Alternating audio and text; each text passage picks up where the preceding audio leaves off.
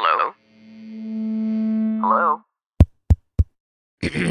Podcast Network Asia. Hi, this is Alec Cuenca, and you're listening to Small Talk.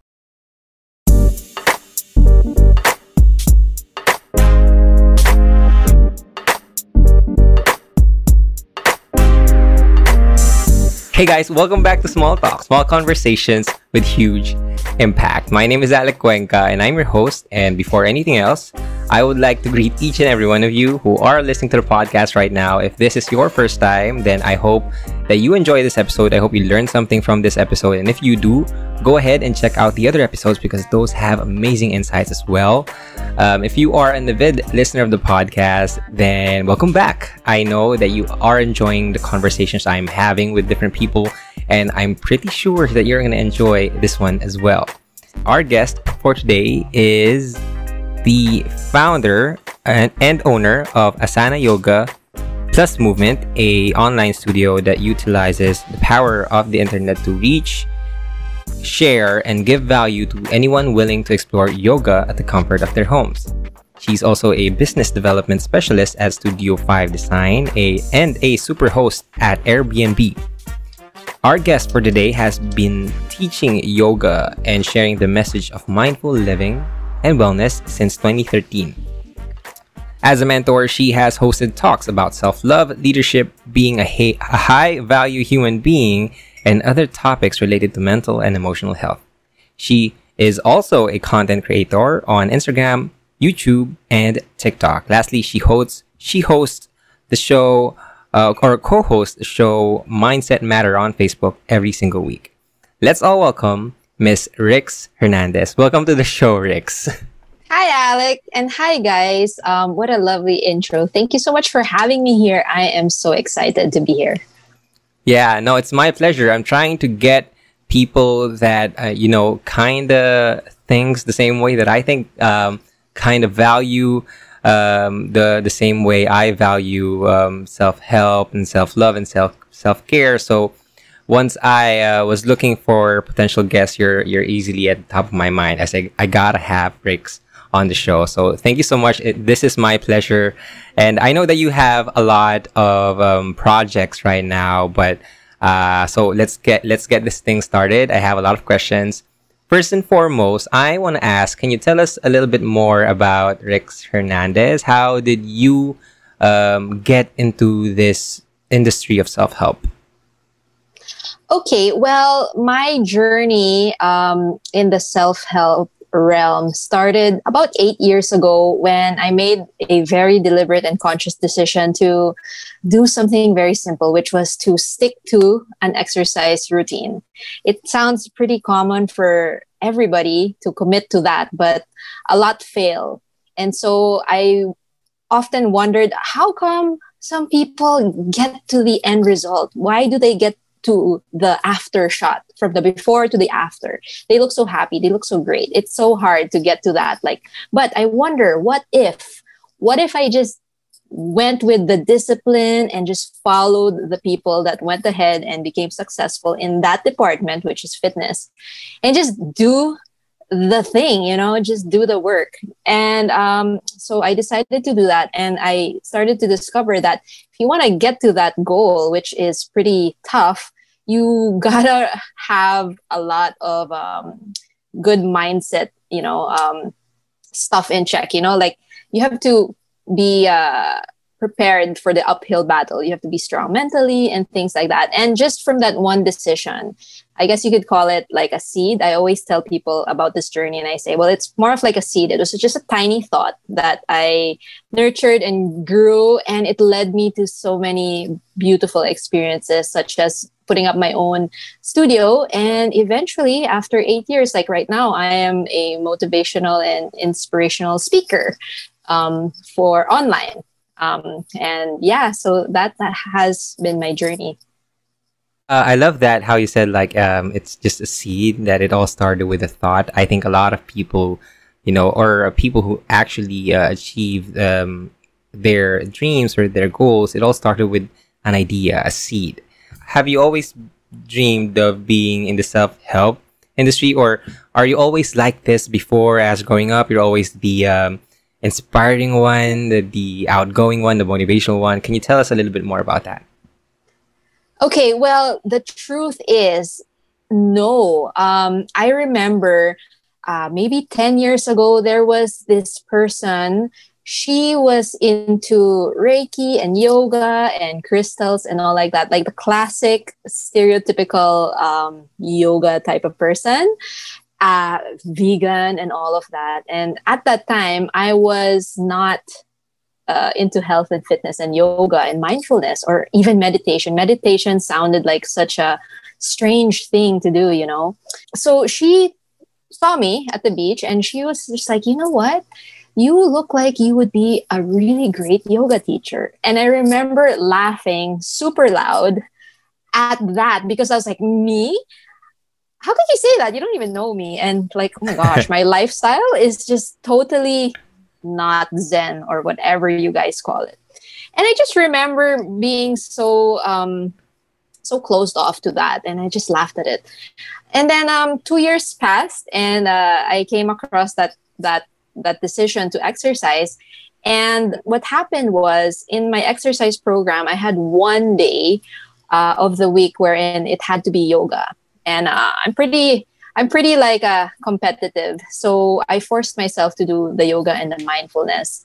And it took me 2 months to love the, the whole like Zen, the yoga, the optimism, the whole like affirmations and self-help stuff. My body and my mind was just rebelling against it because it was such a big change. And it took time. But if I did not have the mindset to just do it, just follow what everybody else is doing, it doesn't matter if they sound all crazy, then I don't think I would have ended up where I am, because it was just never me to be so into all of this. It was just such a strange and alien thing to even think that, okay, I am super interested in meditation.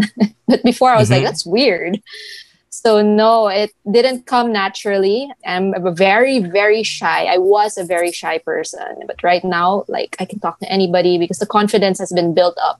So self-help, self-development is definitely something like I push, because, hey, like, you can impact so many people if you just believe in yourself first and foremost. And yeah, it all starts with that seed of thought. Yeah, and I love about what I love about your story is that even though it's just a seed of thought, you even applied it to just one action. I mean, you didn't really get into this, okay, I need to change my life right now, and I need to read all these books. You just applied it in a, let's say, that particular action, doing the exercise. And so doing the exercise, there was just this one moment where you accidentally tried out yoga, and then you fell in love with it. I mean, like, gradually you fell in love with it.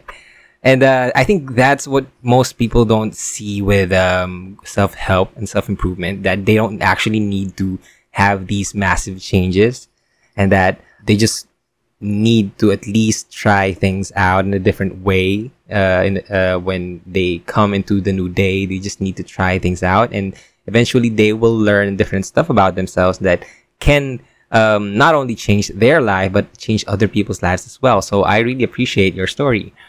And so now I want to get into the yoga stuff, because as a person who tries his best to indulge himself in self-help, I'm not really familiar with yoga. I mean, I'm exercising, but I'm not really into yoga. I haven't really tried it like professionally. I think I've watched some videos. I tried it for stretching, but can you tell us a little bit more about what is yoga? Okay, well, I will explain yoga in to all the beginners out there, because yoga is it's a misconception that, oh, when you say yoga, it's automatically bending yourself into a pretzel, diba? Yeah. Which is like, yeah, it's true, but that is just a tiny morsel of the entire picture, no? So yoga, the word yoga means to unite or to unify.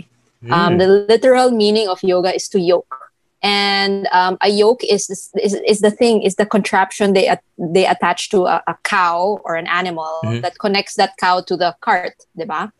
So you're putting together you're putting together something that can move and something that can be of use, diba? So what are we trying to unite when we practice yoga? We're trying to unite our bodies, our physical selves, our minds, because we tend to not be so present in our everyday lives. Our minds are always floating away. So it's pretty challenging to live within your senses and be in your body, and not just be here now, but be in your body, actually existing and experiencing life as you feel and see and hear and taste and smell things. And the other part is your soul. So yeah, it's unifying body, mind, and soul.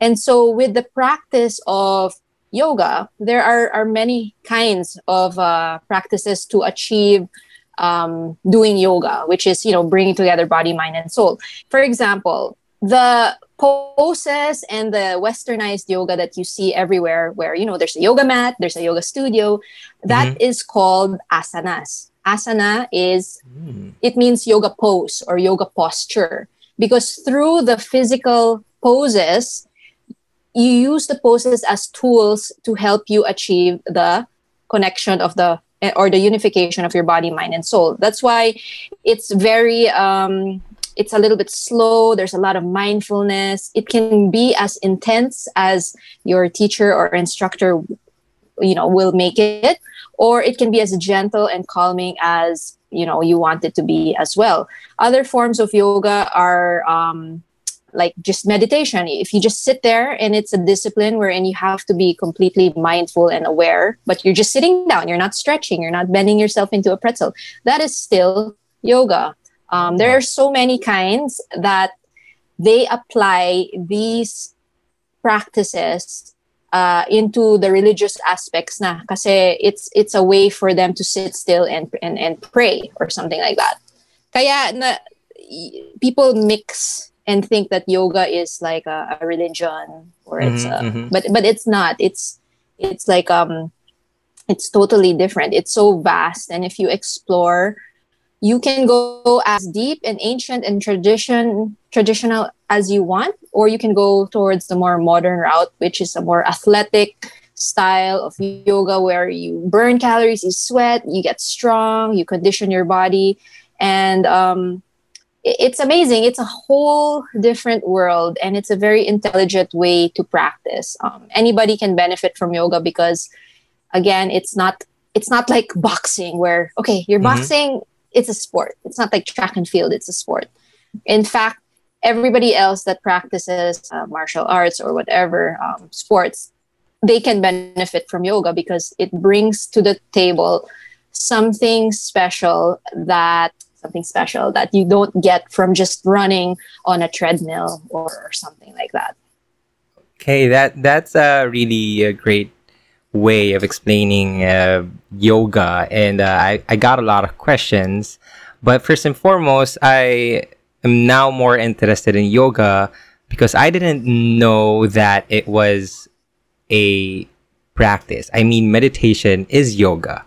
But I thought that it was something very spiritual and something very something that requires you to be very flexible. And but as you were talking, you said that there are a lot of forms or types of yoga. What are you currently practicing, and why are you practicing that type of yoga? I practice a type of yoga that is called vinyasa yoga. And vinyasa means to put together, certain postures and to create a fluid movement or fluid sequence wherein, so for example, diba in yoga, you have different poses. You move from one pose to the next fluidly, and you can sequence like as much poses as you want. And the goal of that exercise is to really move with awareness, move with presence, and move with your breathing, engaging all your muscles and your body. And what I like about this style of yoga is that it's very demanding, not very, but it is demanding on your body, meaning you sweat a lot. I always say, like my motto is you get inspiration from perspiration, because the more you do with your body, the more you learn about life. You know, you learn discipline through getting on your mat. You learn the discipline. You learn what hard work means. You learn what balance means by standing on one foot, standing on your head.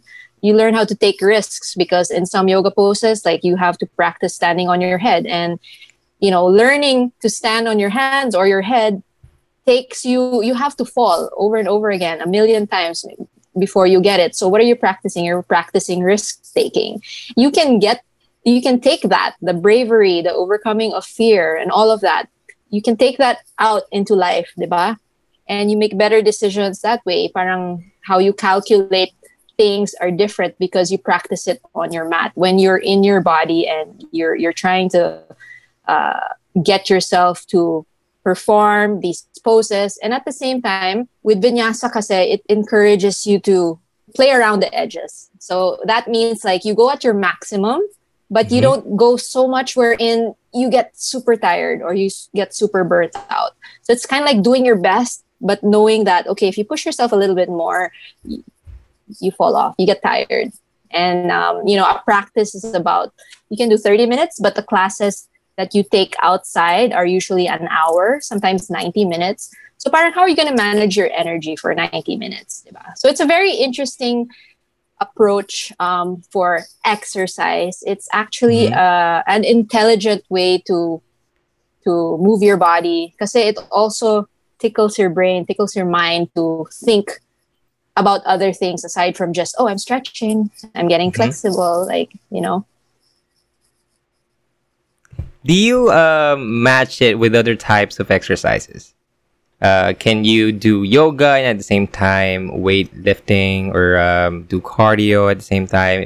Can you do it before, or should you do it after? Is there any like limitation to what yoga or when yoga can be done? I would say there are absolutely no limitations. Of course, it depends on what you're doing. Like, for example, if you're bodybuilding or let's say you're bodybuilding. So of course you want like, kasi to create like nice muscles, diba, you have to contract. So contractions make the muscles tighter. But with yoga, you're stretching out and leaning out the muscles. So I think you just have to work with coaches and people in the industry that know na parang, okay, if you're going to be a bodybuilder, like the yoga for you will be not the kind of yoga where the goal is to put your leg over your head. Kasi may ganun eh.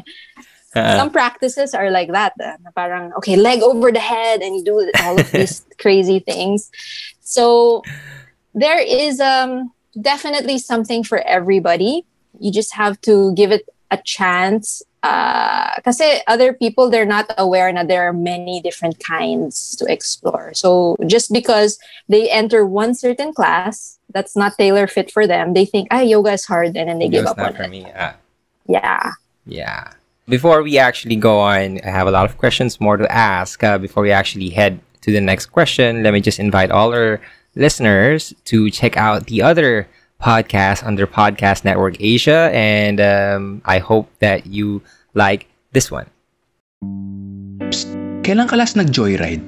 Alam mo yung may kasama ka, sobrang tawa lang kayo ng tawa, sabaw yung usapan nyo, kahit saan kayo dali ng trip nyo, ayos lang. Tapos biglang tatahimik, lalalim yung usapan, magiging intellectual, emotional. Ngayon, kahit stuck ka mag-isa sa bahay, sa traffic, sa trabaho, pwede ka nang sumabay sa joyride of intellectual wall conversations sa podcast kong Sabayan with Victor, produced by Podcast Network Asia. Sabay na sa Sabayan with Victor.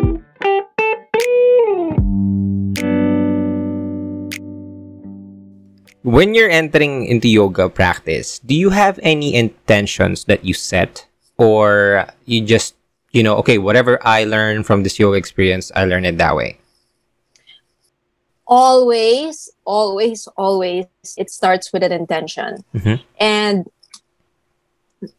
on some days, the intentions are specific, they're clear, they're concise. They could be, for example, okay, today my intention is to work on my endurance. Mm-hmm. Today, my intention is to feel braver. Today, my intention is to not go all out and give myself like a little bit more leeway, because I've been so tired.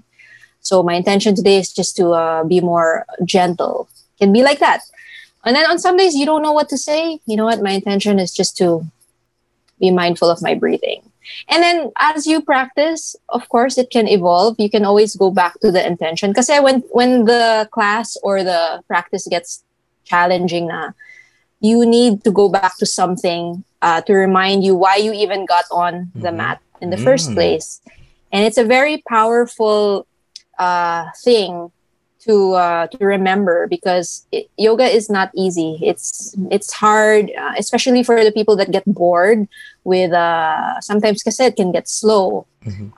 You hold the poses, it gets boring, but you gotta fight all of the chatter in your mind that will always speak to you, because it's all about the dialogue you have in your head, diba? So how are you going to train yourself to eradicate the dialogue? So where are you going to hook your attention to? So you can hook your attention back to your intention or your why. You can hook your attention to your fingertips, like how you feel, and just feeling the breath brush up against your upper lip. I mean, things like that. So, yon. Thank you for that. I like that. You were talking about yoga, but you keep on mentioning about being mindful, and I think a part of all the self-help, a big part of the self-help industry shares the same importance about being mindful. So can you share us a little bit about why you think mindful is very important in today's life? I think that mindfulness is such an important thing. It should be taught. It should be spread around, and I think I'm one of the light workers that are a part of that movement. No? Mindfulness is the basic human ability to be fully present and aware of who we are, what we're doing, and not overly reactive or overwhelmed by what's going on around us. So it's just simply being alert and aware of what's going on right here and right now. So we only exist really in the present.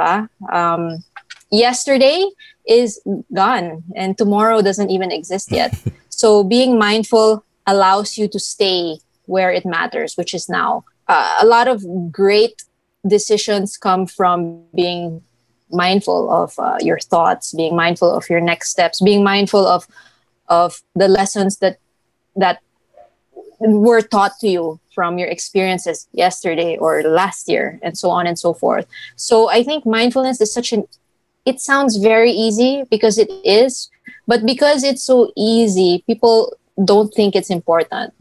But in fact, it is the one thing that you should do most of the time throughout your day, because life is made up of what? Moments, right? And these are the mindful moments that we need to have, so that, they stack up together, and that creates your entire life, your entire year. And people underestimate the power of that compounding effect. So, it's actually mind-blowing if you think of the result. Like, if I just live more mindful, more deliberate. Plus, you don't need special training or practice to be mindful. Anybody could, anywhere, anytime. Like, a great place that I suggest doing mindfulness is, like, for me, when I drive the car, just be fully present, driving, feeling the road, seeing everything, washing the dishes. There's mindfulness opportunities to practice it anywhere and everywhere. So unlike meditation, you still need to learn about it. But mindfulness, anybody can do it anywhere. I love how you said that the only thing that we have is actually the present moment. Like, yesterday is gone, tomorrow doesn't even exist. And if more people could actually see that, and I think more people could actually be more mindful and be more be happier with their lives. And well, you touched on meditation, but I want to go into that a little bit later. Can you share us some more examples on how people can be more mindful? And do you have any certain routines or practices that you do to be more mindful of the situation? Maybe you can share some of that. Yeah. For me, I would recommend like for people to be mindful before being mindful doing things. Mm-hmm. It's like try to be mindful sitting still, because that's really where all the problems come to us. You know, all of the problems in our lives come from a person's mind that is busy and can't sit still. That's why we had so many mental breakdowns during the pandemic, because all of a sudden people were just stuck at home and they just couldn't deal with themselves, right? They couldn't sit still. So I would suggest, have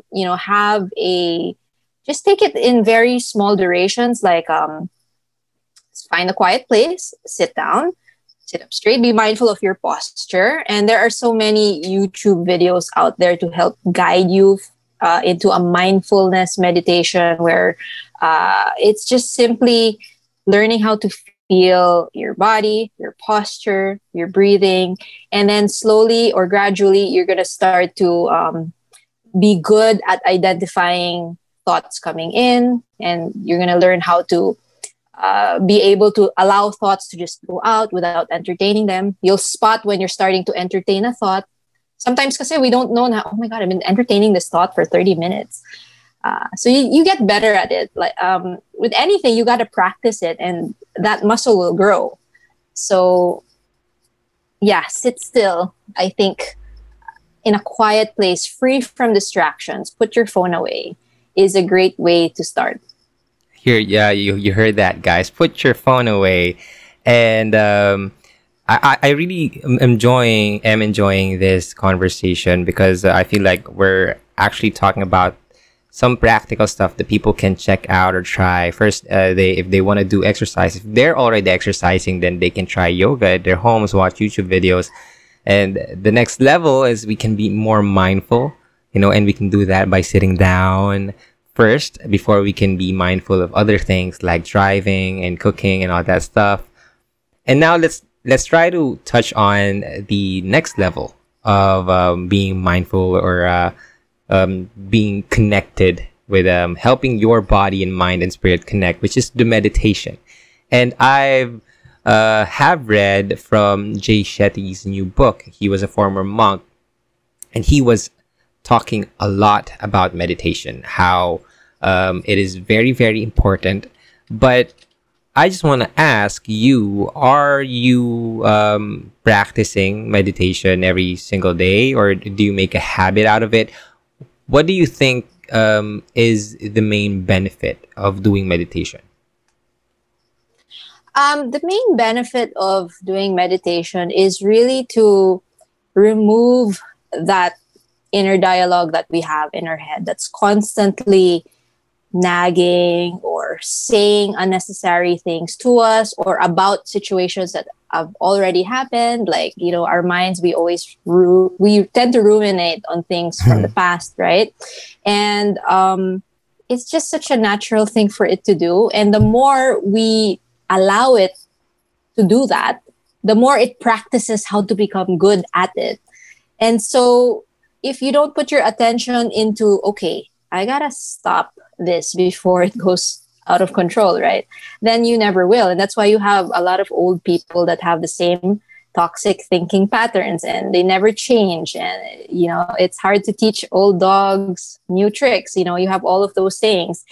It really all is in the mind. And so before you even allow all of that clutter to pile up, all the baggage, all the toxicity to pile up in your head, meditation teaches you to I would say undress or declutter your thoughts. It helps you segment your thoughts into different compartments, and it just it's just such a important thing, especially right now. We are so bombarded by information everywhere. It's ready at our fingertips. We're surrounded by marketing and media and commercials and whatnot. So our brain processes all of this information at such a high speed that we aren't even aware that we are over processing every single thing. So yeah, meditation just allows us to remove and unwind and take off what is unnecessary so that we can focus on what is necessary. Kasi we're not designed to consume this much information and content and experiences. It's like technology is moving so fast, but the human body and the human being, the human creature, is still physically evolving. It's trying to catch up. So yeah, we really need to learn how to just sit still and declutter ourselves. Do you have any process, or like how can people get into meditating? Because they might be searching for ways, and they always see that meditating can be helpful. It can help you become more mindful, but they don't actually know how to do it. So what do you need to actually meditate? Do you need to just sit down, or you can do it laying down? Can you do it standing up? Do you need to close your eyes? What are some of like the best practices in meditation? Well, for beginners, the best practice would be to get to do a guided meditation. And a guided meditation is simply a calming voice, a teacher. It could be a recording that guides you through it. These are often short and very achievable. Usually, they'll ask you to sit down in a comfortable position. You can lean back on a wall. If you like. Some allow you to lie down. There is no better way, or there's no best way, or there's no wrong way. However, you'll discover that, okay, lying down and closing my eyes just makes me end up sleeping. You don't want to end up falling asleep. Yeah. Right? So, kasi sobra na yun, di ba? But, you figure out what you like, but starting out with a gentle, easy, guided meditation that's just all about, your posture and your breathing, and maybe a few good thoughts. Like there are meditations that are parang, okay, I want you to think about like somebody that you love, visualization, ganon. Those are easy and I would say pleasant to do kasi they're nice, diba? It gets harder when you remove the guiding voice. Some guided meditations, they have really nice music. Some have binaural beats, which massage your brain, diba? To really calm down. And when you remove all of those, you're really just left with yourself and the ambient sounds around you. So if you're disciplined enough na, parang you want to graduate to the next level, then you really don't need anything. You can just sit there. The good ones, they can meditate with a very noisy construction outside. Parang that's just part of the room. That's part of the environment, and it's fine. They don't get bothered na parang, hoy, I'm meditating. Because that defeats the purpose, diba? So how about you? Do you meditate? And one thing that I've read is that when you're trying to meditate, they say that chants are also helpful. Like, how about you first? Do you meditate? How do you do it? And do you do chants or something like that? Well, the chanting is, I would call it, it's called mantra meditation, wherein your focus is on a line or a phrase. Some of the mantras are a bit longer. So when you meditate kasi, you need to have something to kind of focus on to help you stay in the zone. Some people keep their eyes open and they just look at a candle That's where they put their attention to so that they don't get distracted. For some, they meditate on they hear. So there's this thing called sound meditation where it's all a sound experience. Experience. Have you heard of a sound bath? No, I haven't heard of a sound bath. What's that? So it's like you lie down there and there are a bunch of these singing bowls. So a singing bowl is just like made out of sometimes ceramic, sometimes brass. And you just turn like a handle, a wooden handle, and creates like a vibrational tone. Oh, I think... so it's very like cleansing. Yeah.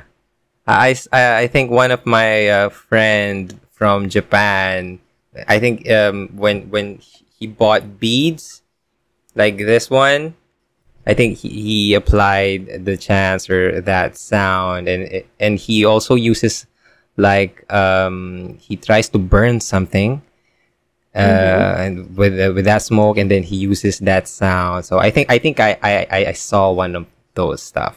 But tell us more.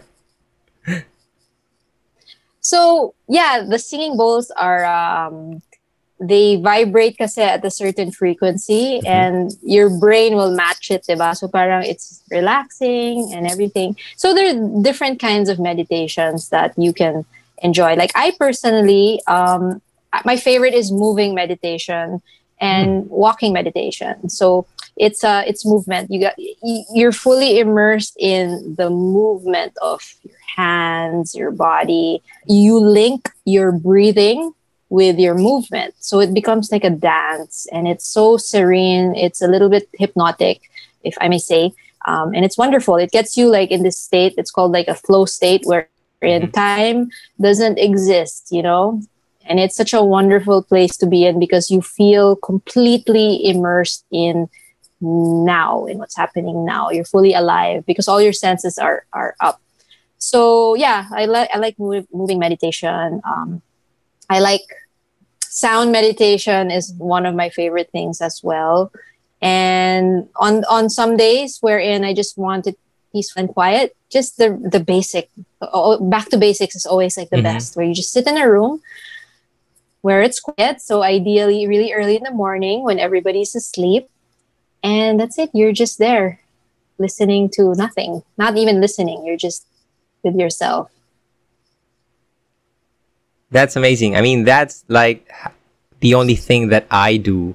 The only meditation that I do is when I wake up, I make sure that when I'm trying to make my cup of coffee and I go downstairs, I just sit down and drink my coffee and think about nothing. And that's like my go-to meditation. But I didn't know that there are a lot of variety of meditations. I mean, you can do meditations while walking. There are moving meditations. There are sound meditations, which I am sure that I will check more of it out. So that's it, guys. If you're listening, there are a lot of ways when you can be more mindful, and you can practice yoga. You can practice yoga. You can be more mindful of the situation and do meditation so that you can take care of your well-being and you can take care of yourself.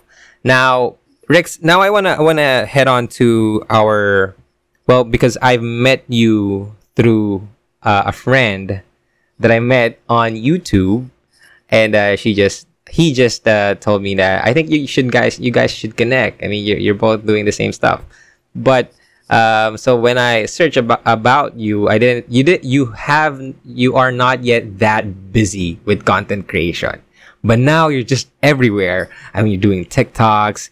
You're putting videos on YouTube. You're even doing a lot of shows. I think you're always going live. So I want to touch a little bit more about that. Can you tell us how did you get into this content creation side? Okay, well, I opened up my first it started with practicing yoga. I documented my entire fitness journey and my entire yoga journey. And that was the first step for me to enjoy social media, because I was once the one looking at other people and their journeys and saying like, oh my God, why can't I do that? I want to be like that. And just by recording it, Once I started to get better and more fit, I now started to have people saying like, "Oh my gosh, you're an inspiration," and like that. I was like, "Oh my gosh, social media is a great tool." And so from there, okay, the studio was built and everything. I had to do marketing. So I had to be a little bit more creative in marketing my studio and my classes. So content creation was a necessary thing. Now, fast forward to 2 years ago, I opened up my YouTube channel in hopes of creating a yoga channel where it's just all classes and things like that. So once I opened that up, I just uploaded a few of my time-lapse yoga practices just to see what it's all about. And I started to explore vlogging. And I was like, oh my gosh, this is like a form of mindful practice, like mindful content creating. It's like I see now things differently because now I have a lens and I need to have angles and a story to tell. How am I going to portray that to the viewers? And then it became a vlog. It became a channel where there was no niche. I had no specific audience because I tried to get into the beauty vlogging. I tried to do events. I tried to do like something with my kids, all sorts of things. And so if you look at my channel, it's just one big mess. But the one thing I really enjoyed the most was creating content around motivation and self-development. So I made scripts for, self-image and inspiration or creativity, topics like that. And I discovered that, oh my gosh, I could talk about this all day long. And how can I present this content or these topics in a way that's quote unquote cool? Because I wanted to also explore the creativity of video making, storytelling through vlogging. So I really enjoyed it. And my YouTube channel one day hit like a wall because, editing takes forever. It takes a lot of time. And I realized that, oh my God, this is starting to stress me out. So this was after a year and a half, actually. This is stressing me out. What am I doing? Why am I suffering for this? Is it worth it? And then I had to contemplate and ask a lot of things. And that led me to the whole world of live streaming. So I left YouTube to explore live streaming. And I'm the type of person that you can't place me in a box. Like if I want to explore, I'm not afraid na, oh my God, my YouTube is going to die. It's like, it's okay. It'll be there if I get back. Parang ganon. So I explored live streaming. And that taught me how to be more conversational, more in the moment, more spontaneous, and quick. And so I was like, oh my gosh, I'm learning something new. So how can I apply this now, what I learned, to creating vlogs? Because now I'm on my feet. I can think faster. Kasi when you're vlogging and you're recording with a camera, sometimes you think pa and then you record, diba? But when you're live, everything comes out naturally. So I started to combine the two art forms of vlogging and then live streaming, put that together. Fast forward to that, I was like, you know what? I feel like this spontaneity and live streaming and the message that I'm giving, because I love to talk about life, why don't I put that together in a very short, bite-sized piece of content? And that's when TikTok was born. And I was like, okay, let's explore. And how do we reach more people?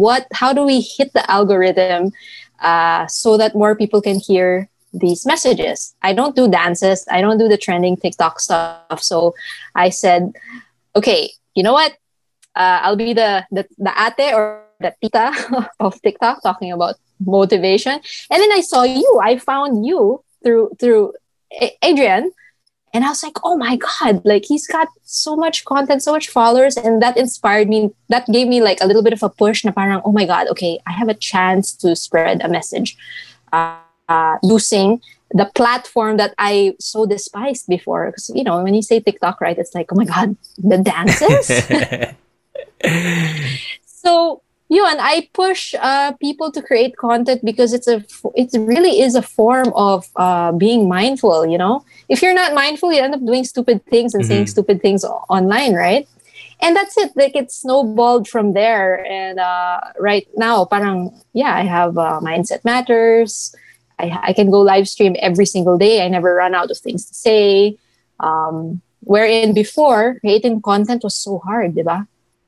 It's like, what am I going to write today? What am I going to talk about today? Yeah. But, abundance mindset, there's just content everywhere when you look around. Diba? Yeah. And the funny thing about that is I have a very similar story with you.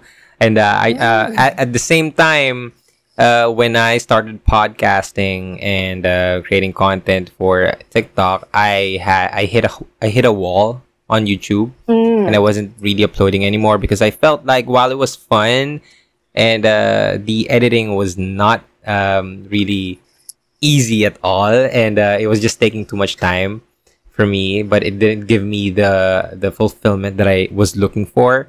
And I actually used TikTok for as a training ground. I said that I need to speak better. I need to speak for 1 minute, like no stutter, pretty well thought out concept. I wanted to train myself more, so I used TikTok the same way that you did. And but one thing that I haven't utilized yet was Kumu and live streaming. But you're apparently a very expert because I saw you being featured when in Manila. Like, go to these coaches when you want to when you want to learn more about self development, and go watch them on Kumu, something like that. So I just want to ask a quick bit. What's your favorite platform and why? Among all? Yeah. I would say it's hands down TikTok, and Kumu is like right there. Actually, Kumu is right under TikTok, because with Kumu it's so engaging and it's so nice. I've been on Kumu for a year, and it has taught me so much when it comes to because it's public speaking. Live streaming is public speaking, and that was one of my biggest fears of all time. I remember starting Kumu feeling like such a loser because I didn't know how to do it. I didn't know. I was like, how do you talk to nobody? So I realized that, you know what? I'm going to use this platform. I'm going to use it as a tool to serve me, and not me be there to be just a live streamer. Okay, so how can this platform develop me so that I can give back and develop whoever's listening later on? So that was how I started. And the more I thought, okay, you know what? This is a stage. This is a platform and an opportunity to touch somebody's life. Somebody is giving me 5 minutes, 10 minutes of his or her time. What can I say that will help this one person in a way that's not preachy, in a way that's like, I'm a friend. So I wanted to practice that. And then I got better at it. So when I shifted over to TikTok, my mindset was really parang, just like you want to deliver valuable content for that person that is willing to watch you for an entire minute, give you that time of the day. And I was like, I got to use this platform, TikTok, and not have it use me. You know what I mean? And not be a slave to all the trends and the silly things. Although those are cute and fun, but at the end of the day, parang if you're on a mission to make impact, like, diba, you know? Yeah. So that's why I love both platforms. And from both, I grew into exploring Facebook Live.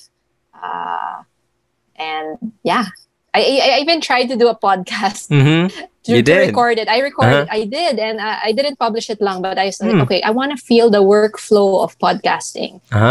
Just on my own, no interviews. Oh, okay. Hey, you know what? I like the workflow of making a podcast. Kasi I write the script, I read it, it's calming, put music, parang done. Oh my gosh, it's beautiful. Yeah, you should. Why am I not doing this? I mean, there's still a lot of space for new podcasters out here, especially in the area of self-improvement. We definitely need a hand for sharing knowledge and insights about self-improvement. So I implore you to start your own podcast, and I'm sure all my listeners will be excited for that as well. But I just want to go back to what you said, that there was a time where you felt like you were scared to try out Kumu. Can you take us back to that moment and share us what that fear feels like, and how are you able to overcome it? My fear of public speaking came about when I was very young. And basically what happened was they put me on stage to sing because I was Miss Spain. I don't even look Spanish. Miss Spain for a cultural festival for the school. And obviously I've never sung in my life. So they laughed at me and booed. And so that was the moment that shifted me from parang my innocence was gone that moment. And that turned me into a shy person. So I remember that being on Kumu, it really freaked me out. But I thought, you know what?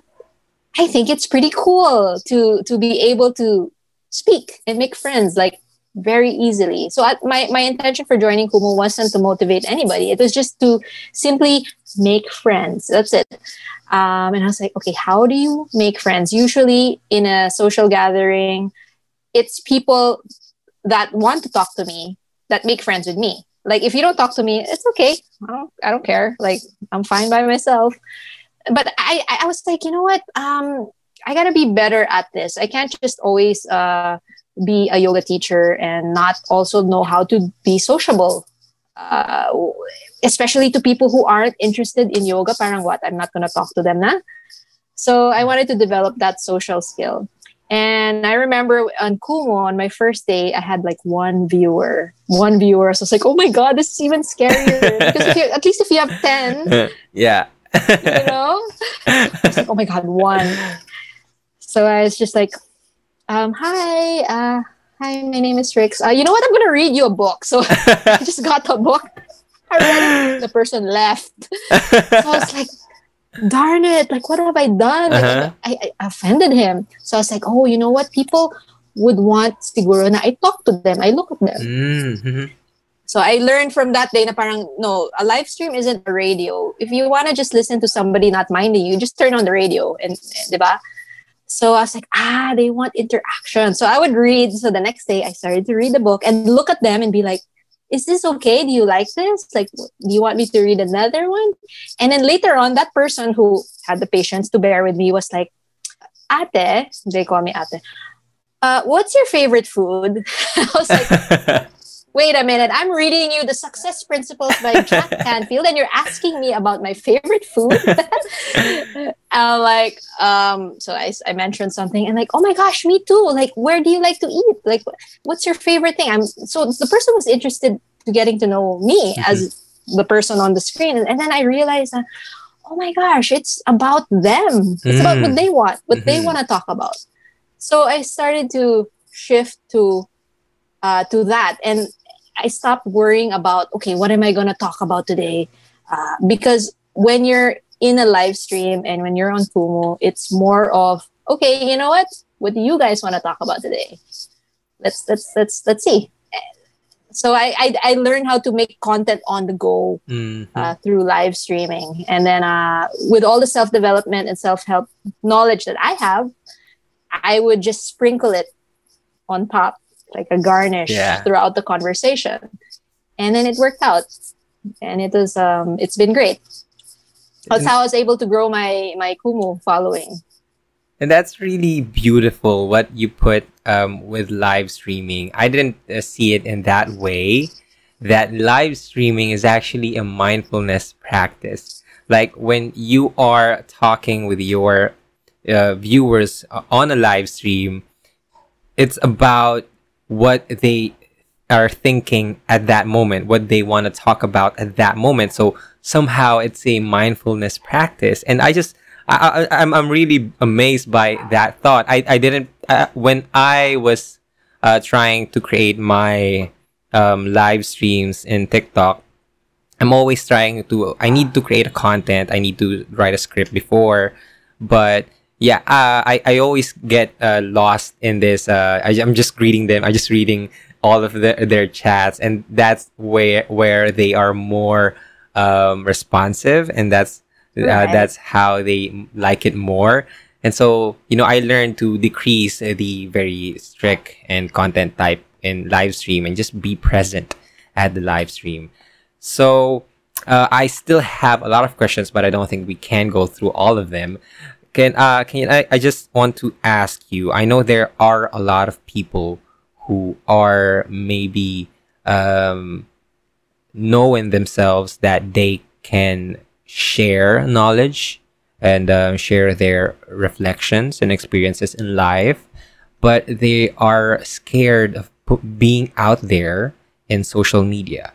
Can you tell us one thing, or can you give us advice on how can people allow themselves to start creating content? I love that question. I really love that question.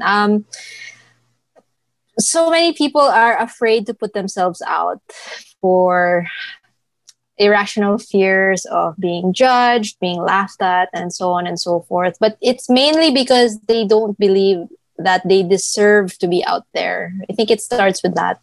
So my advice is, if anybody has a tiny bit of a desire to create content or just to be, to contribute to the internet in a positive way, you gotta first believe that you deserve to be out there. Just with everybody else, you have just as much right as I do, as Alec does, and as everybody that you admire, who's parang, for lack of a better term, parang kapal mukha to be in your face and to deliver it. Because if your message is more powerful, then if your message is so strong, then you shouldn't stand in the way of that message, right? You shouldn't stand in the way of your own gifts. And a lot of people are just standing in their own ways, and they prolong and they feed that.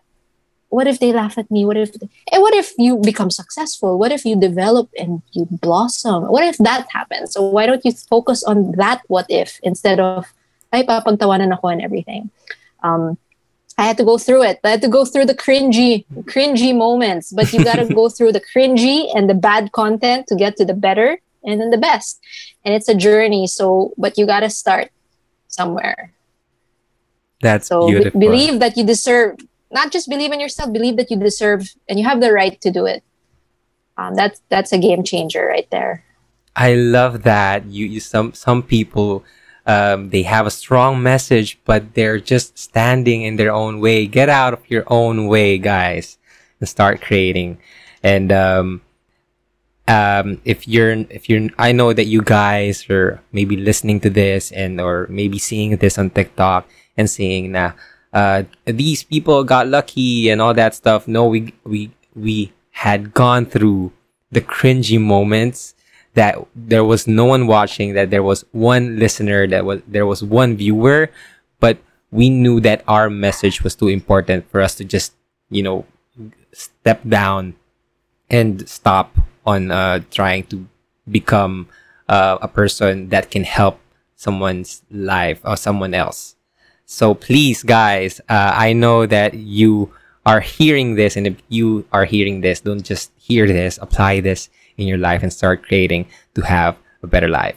And so, Rix, this has been phenomenal. I really enjoy this. But before I let you go, I have a small segment in my podcast called Real Talk. It's a somewhat similar to Fast Talk ni Boy Abunda, but it's wholesome. There's no sex or chocolate kind of thing. But essentially, I am going to ask you a question, and you are going to answer it with either one word, one phrase, or one sentence. No explanation. But again, as my listeners know, I always tend to break that rule because I always get interesting questions. So are you ready, Rix? I'm ready. Okay. So my first question is, if you could talk to your 18-year-old self, what would you say to her? You got this, girl. I love that. You got this, girl. Okay, name a person who you would want to talk to, dead or alive. My father. That's nice. That's nice. He died when I was 3.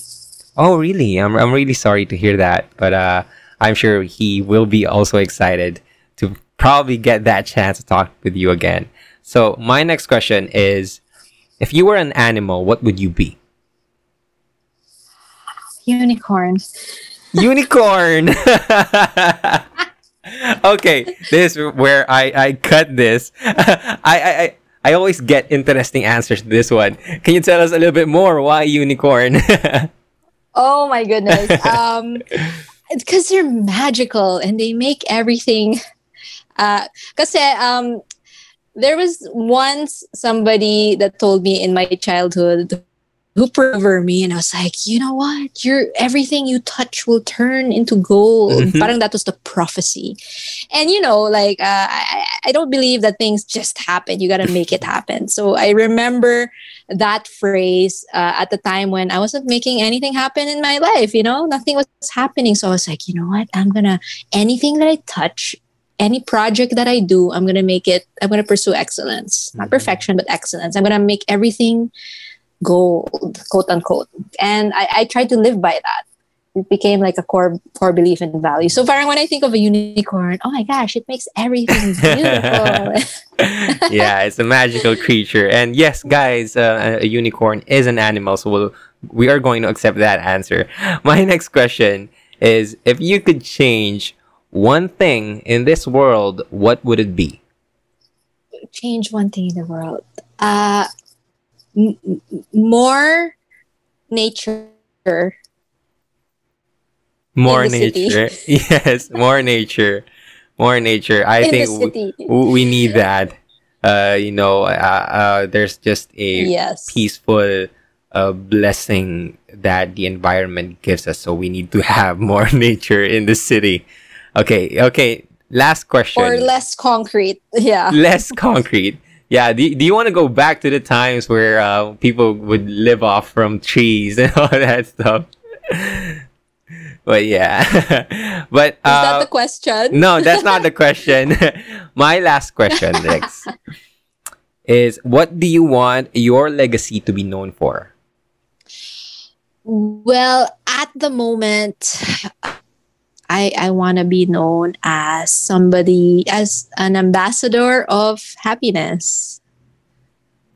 I love that, as an ambassador of happiness. I'm sure you are already getting known for that, because a lot of people love your work, Rex, and I am also grateful to have you on the show. Thank you for entertaining my questions. Thank you so much for answering my questions. If and when the people would like to know more about the things that you do, where can they find you online?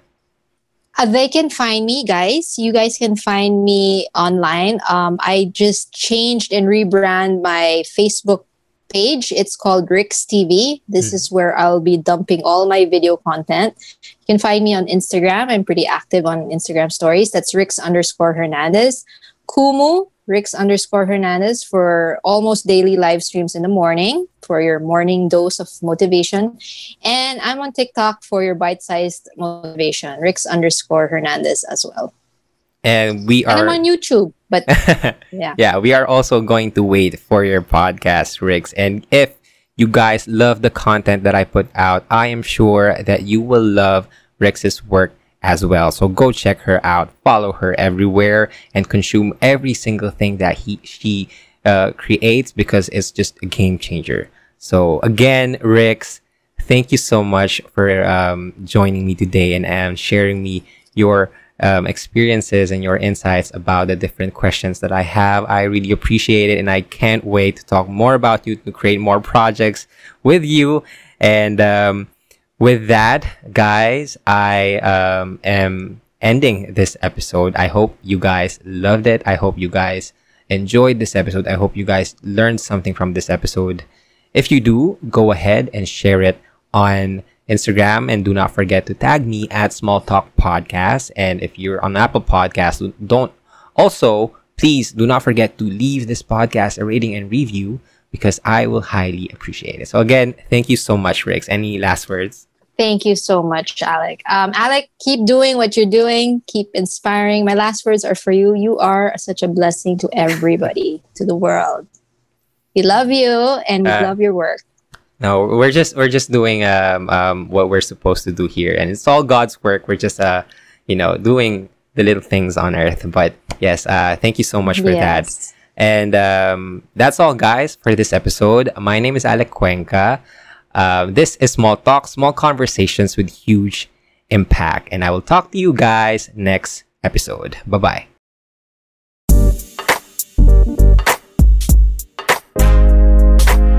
Thank you for listening to Small Talk. For more updates, you can follow me at Small Talk Podcast on Instagram and on TikTok. That's at Small Talk Podcast on Instagram and on TikTok.